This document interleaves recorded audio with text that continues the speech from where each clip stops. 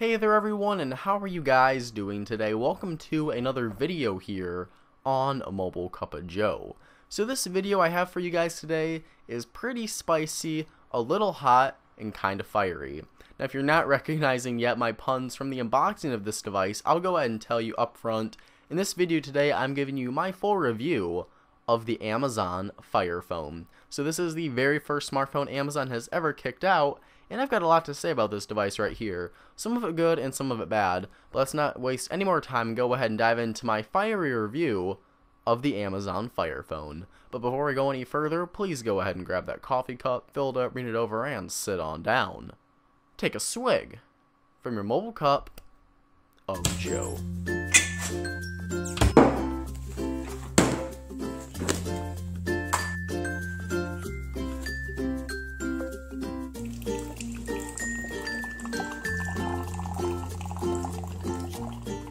In regards to the design of the Amazon Fire Phone, let's go and take a quick product tour around the phone just to see where everything's laid out at. On the front we do have our 4.7-inch 720p HD display. On the bottom we do have a physical home button that does protrude just a bit from the overall base and the top of the phone. It actually does feel very nice. It's very tactile, has a lot of good feedback, and I am a big fan of that. Now going up top we do have our headset speaker for when we do make phone calls, our main front-facing camera, and then you'll also notice too there is a front-facing camera, additional cameras in each corner of the device up top. So that means you have a total of 5 front-facing cameras, 4 of those being in the corners and 1 being your primary one for taking your pictures with. These 4 cameras you cannot take pictures with. The ones in the corners, these are used for the dynamic perspective effect, which we'll get into a little bit later in the software portion of the review. Then going on to the top, we do have our 3.5mm headset jack with one of our speakers, along with our power/lock button. On the bottom, we do have our micro USB port with 2 additional speakers. Now, the speakers on the Fire Phone actually sound surprisingly good. The speakers in the Fire Phone are very nice. They get pretty loud. The audio quality is really good. These are definitely some of the better speakers on an Android smartphone, but they're just still not the absolute best you can find.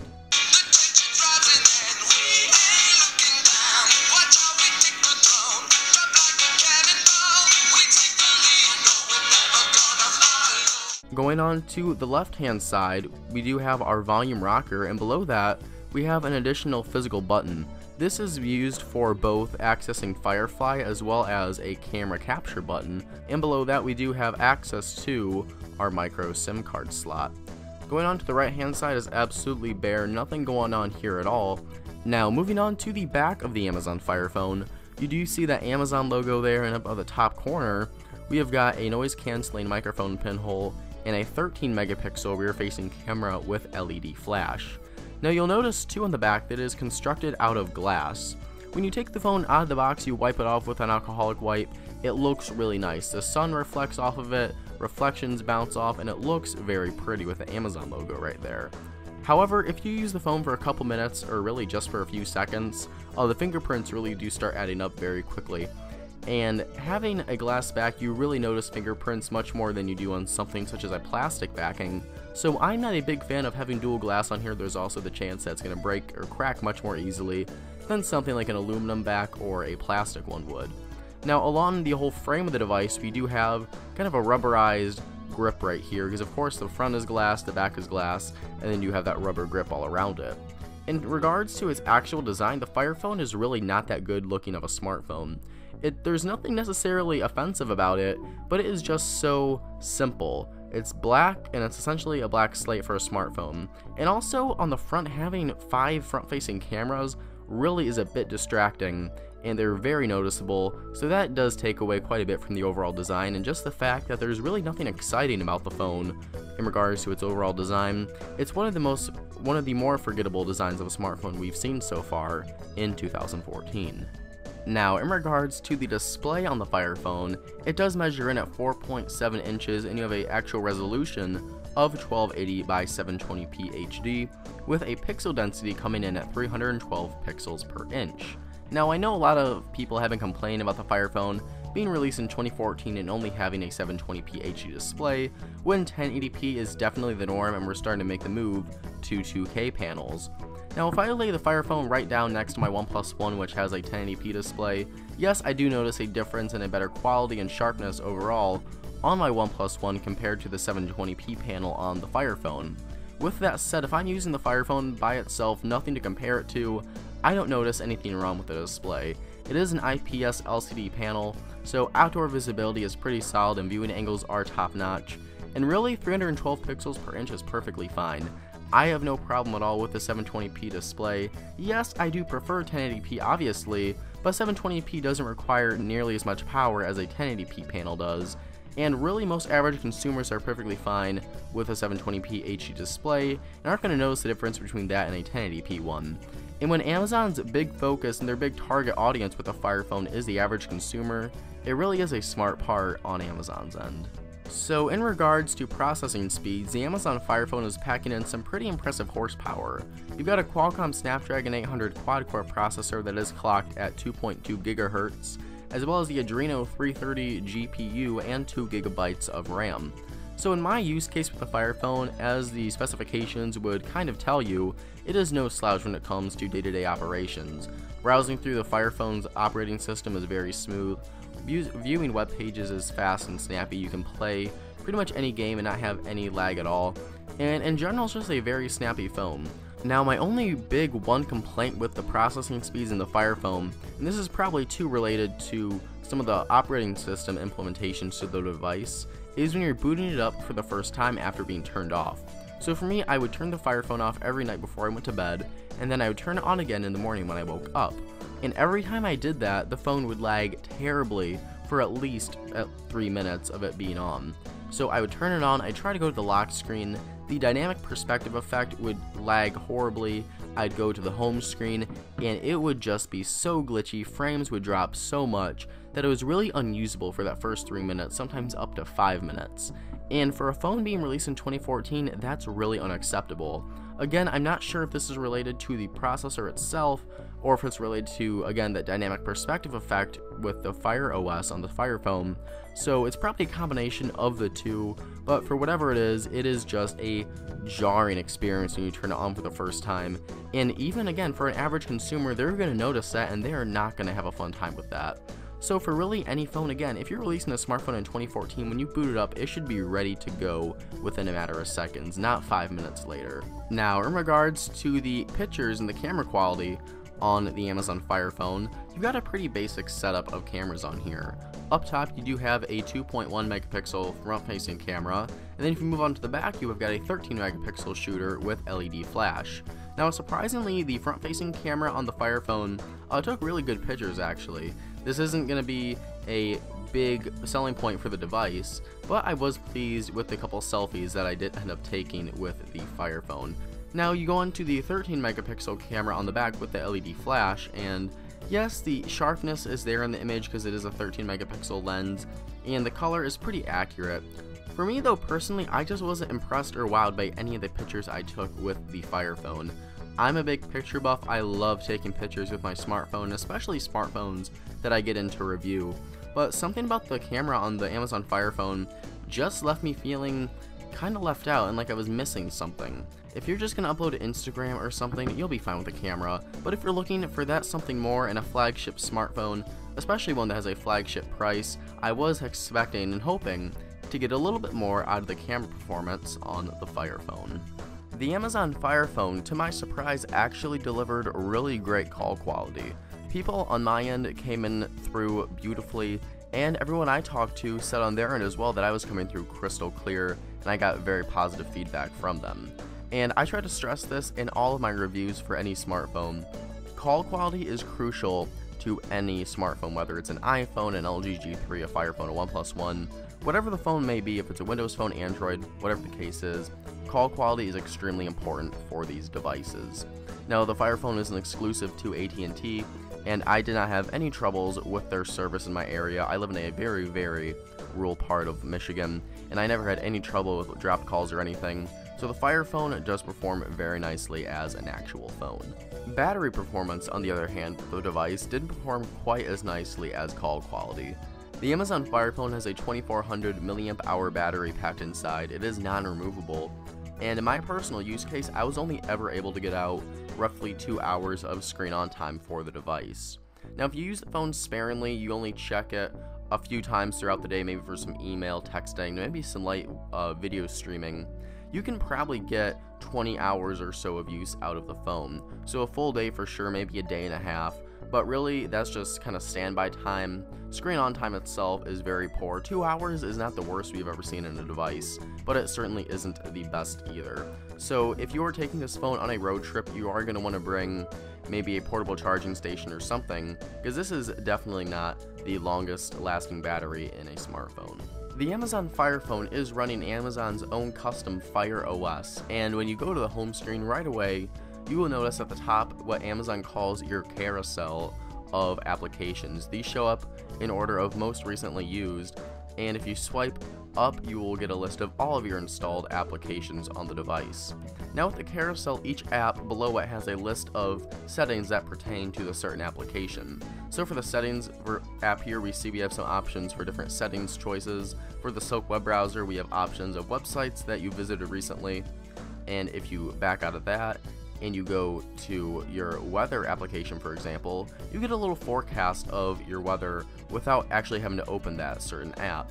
And for the Shop Amazon application, we do have some items and products that we might have viewed recently or that Amazon is recommending for us.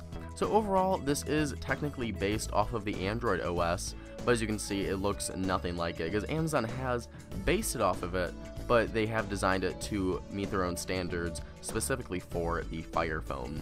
Now, I personally am not the biggest fan of the operating system, but I can see this being very nice for maybe first-time smartphone owners or older people, because there isn't a whole lot to learn. Yes, it does take a little bit of time, but it's very straightforward. There's not a whole lot of customization. It's very simple. It's kind of obvious what you can and can't do, and it's really a very nice user experience, and one I can see being very popular with a lot of people.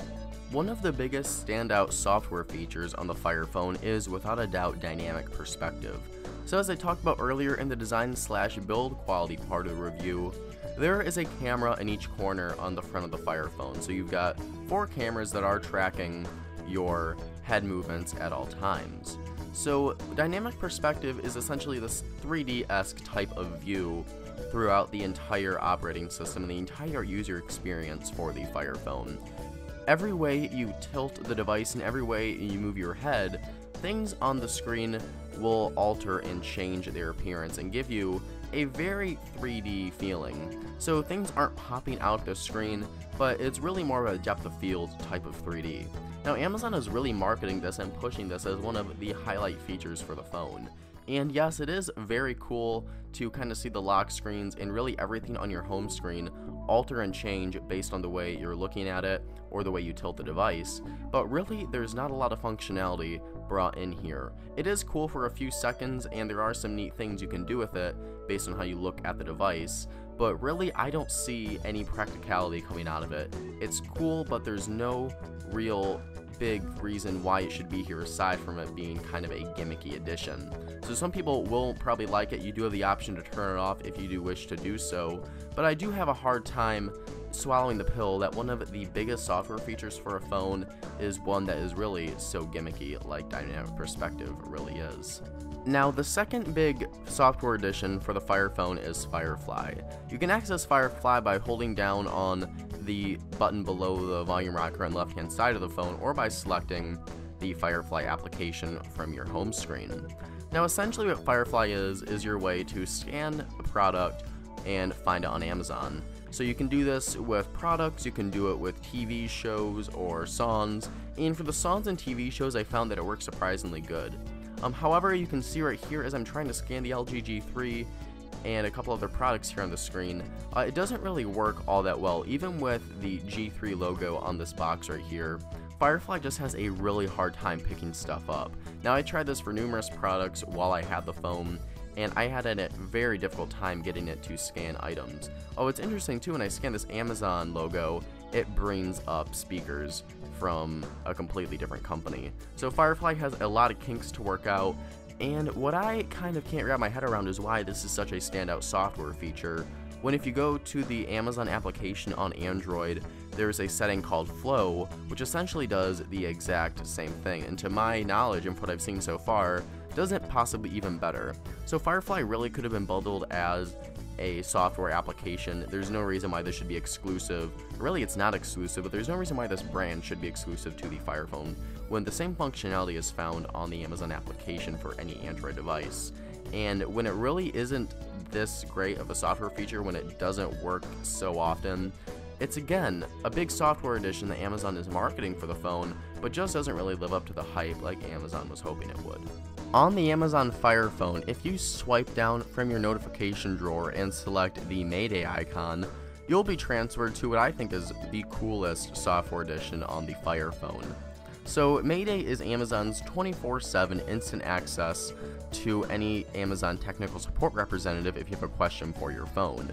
When you connect to this, you will get a live video stream from an Amazon support rep, and they will be able to control your phone from their end and circle things on the phone if you have any questions about how something works or how to perform a certain action on the device. Now this is again where I see this being huge for first-time smartphone buyers or older people, because you do have that 24/7 instant access. If you have a question about the phone, you can go ahead, get help from people who know what they're talking about, and I just think this is one of the coolest features I've ever seen on a smartphone. So to kind of wrap up my full review of the Amazon Fire Phone, who exactly is this device for? Well, I've come up with two categories of people that I think this device would actually be perfect for. Now, the first one of those is kind of unconventional, and you probably weren't thinking about it, and Amazon probably wasn't even thinking about it when they were creating this device. And that is for people that are new to smartphones, maybe an elderly person, maybe yourself. If you're new to smartphones, or you know a grandparent or a parent or a good friend that is still rocking that old flip phone, they want a new smartphone. The Amazon Fire Phone, although it may not have the highest end specifications, the best display, the best camera, it's a very good basic starting smartphone. That is because a lot of the operating system, very simple to use. You just have your applications, your recently used applications across the top of it like you saw. You've got all your apps on the bottom. You have very simple and easy to understand gestures once you use the phone for about a week or so. And also because of one big software feature, that is Mayday, which is again that 24/7 customer support where you can click that button, instantly get a live video chat of an Amazon customer support representative that can control your phone and help you with any technical questions you do have about the device. For those two reasons, this is a perfect smartphone if you're getting started into that market of mobile technology and smartphones as a whole. Also, if you are very heavily invested into Amazon's ecosystem, this is a perfect device for you. Yes, with a feature like Firefly, it is obviously created for you to buy more products on Amazon, but you know, if you're already buying a lot of stuff on Amazon on a weekly basis, maybe even a daily basis, you might as well have a device that makes it easy and actually kind of fun to do that with.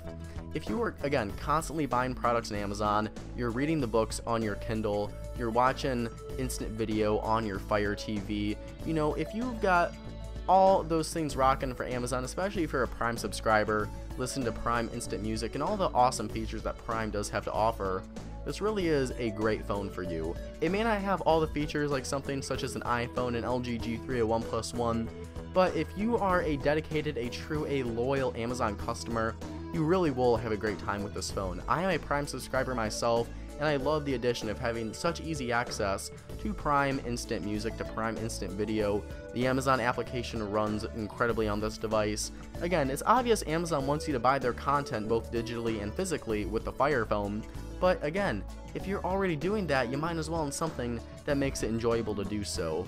So guys, that kind of wraps it up for my review of the Amazon Fire Phone. One last thing I'd like to touch on, if you're getting this thing, or if you're thinking about getting it at all, it's probably best to do it on contract, because right now you can currently pick up the Amazon Fire Phone for 99 cents with a new 2-year contract on AT&T. If you're going to buy this thing unlocked, it's going to set you back $500, $499 if you're going to get technical about it. So that's kind of the pricing scheme. Again, probably best to get a new 2-year contract, but if you really do love this device, want to get it unlocked, it's going to set you back $500. But either way, that's my full review of the Amazon Fire Phone. If you have this device, which I'd be really interested in seeing if anyone out there actually owns the Fire Phone. So if you got it, if you have any more questions about it, please let me know down in those comments below.